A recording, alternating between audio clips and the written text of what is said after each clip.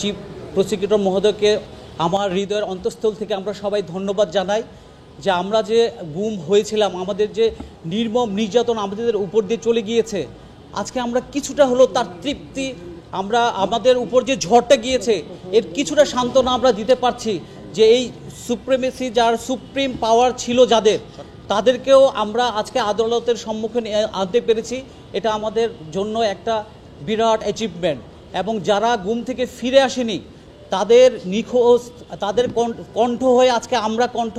হয়ে বলছি এবং তাদের নিখোঁজ চোখের ভাষাকে আমরা বিশ্ব দরবারে তুলে ধরে বলতে চাই যে তাদের বিচার একদিন হবেই হবে এবং ন্যায় বিচার যেন হয়। সেনাবাহিনীর গৌরবময় ইতিহাস আমাদের জানা, সেনাবাহিনী দেশের সংকটকালে সবসময় পাশে ছিল, কিন্তু আমরা চাই যে এই যে সেনাবাহিনীর যে গৌরবময়